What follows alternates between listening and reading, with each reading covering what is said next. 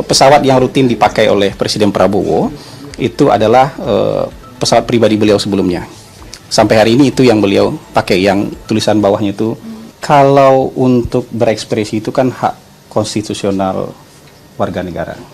Jadi kalau teman-teman ojol mau mengekspresikan pendapat mereka, itu hak konstitusional mereka.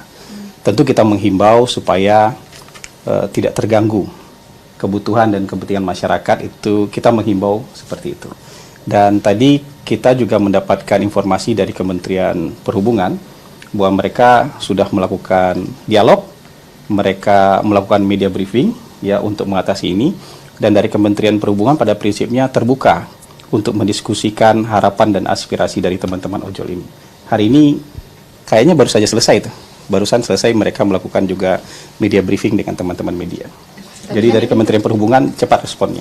Ya, ini terjadi tidak cuma sekali dua kali ya demo ojol ini. Ini adakah perbaikan sistem gitu? Demonstrasi itu dalam negara demokrasi akan selalu ada. Orang yang ingin menyampaikan keinginannya, salah satu caranya adalah dengan seperti itu. Itu hak konstitusional yang tidak bisa kita larang. Nah, aspirasi-aspirasi ini nanti sama kementerian dan lembaga terkait itu akan diolah, dan Kementerian Perhubungan sudah kasih statement bahwa mereka terbuka untuk aspirasi-aspirasi perbaikan aturan dan segala macam gitu, supaya ini semuanya baik. Jadi bisnis bisa baik, masyarakat juga bisa terlayani dengan baik, kemudian juga teman-teman ojol juga bisa hidupnya lebih baik lagi. Jadi kita cari win-win solutionnya lah. Tapi teknisnya ini ada di teman-teman Kementerian Perhubungan yang lebih banyak terkait dengan ini.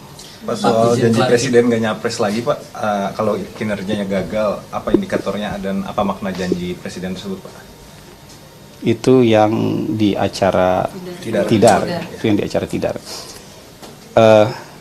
Hari ini kan Presiden mau mengajak kita semua untuk semangat bekerja.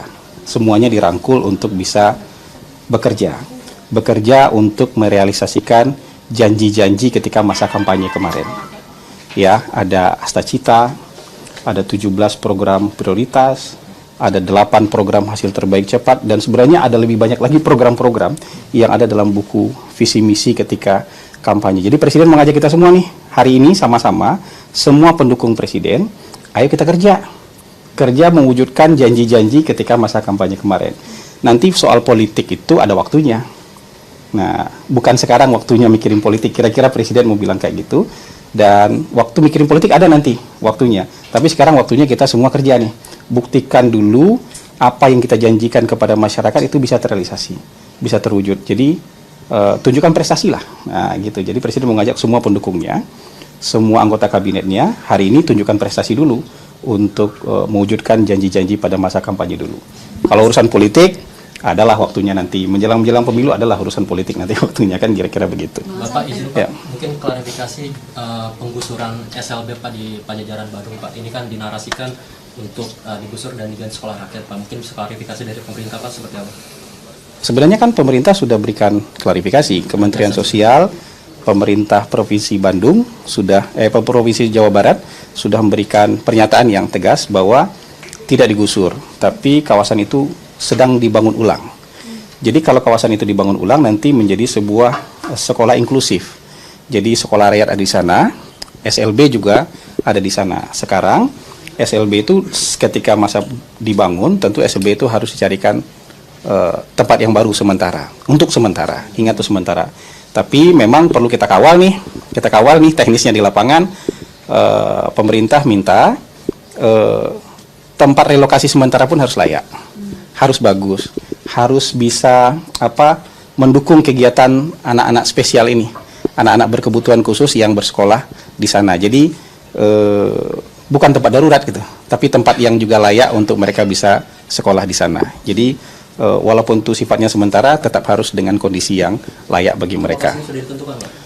Lokasinya teknisnya tentu kita tanya ke pemerintah Jawa Barat nanti, lokasi mana yang mereka siapkan yang baik dan layak untuk dijadikan tempat sementara bagi adik-adik kita, siswa-siswa SLB ini untuk bisa menjalani kegiatan belajar mengajar mereka sampai kawasan ini selesai dibangun, sekolah rakyat plus SLB. Jadi nanti akan ada tidak hanya SLB di sana, tapi ada juga sekolah rakyat di situ. Di SLB dan sekolah rakyat ya Pak? SLB dan sekolah rakyat di lokasi yang sama, SLB dan sekolah rakyat. Pernyataan Menkes yang bilang gaji 15 juta lebih pintar daripada gaji 5 juta ini kan dianggap empati ya.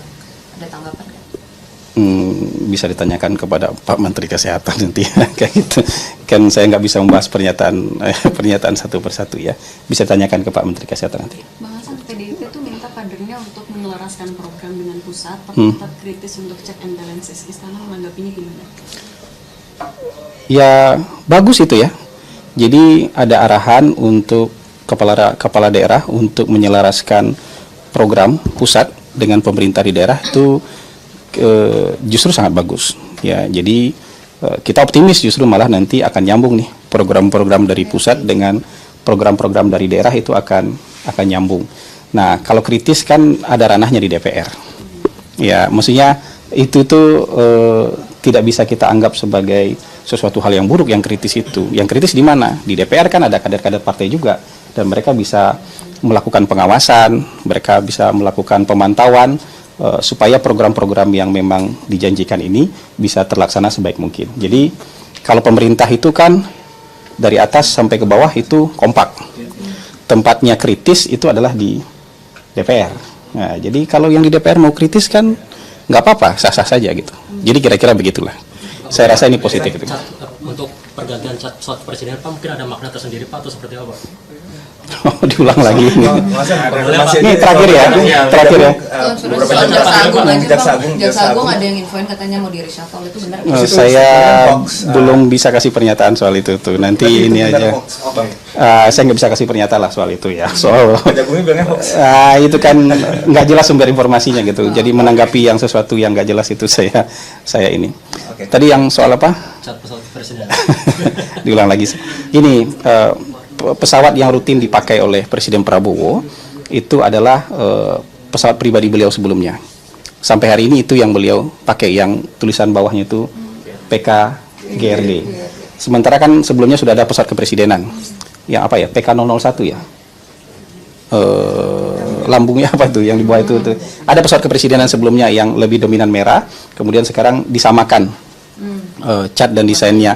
Jadi Presiden Prabowo sejauh ini itu masih menggunakan pesawat beliau yang lama ketika beliau jadi Menteri Pertahanan. Sampai hari ini masih sering.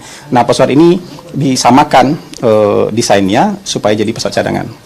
Jadi kalau misalnya ini lagi maintenance, nanti lagi nggak bisa dipakai, pesawat dengan desain yang sama, jadi orang akan kenal bahwa ini adalah pesawat kepresiden Republik Indonesia. Jadi kira-kira kan sekarang dominannya putih ya, garisnya garis merah. Jadi sama nih, mirip desainnya. Jadi nanti supaya bisa digunakan sebagai cadangan gitu. Jadi supaya nggak beda-beda warna dia, tetap pesawat yang dikenal orang sebagai pesawat kepresidenan gitu.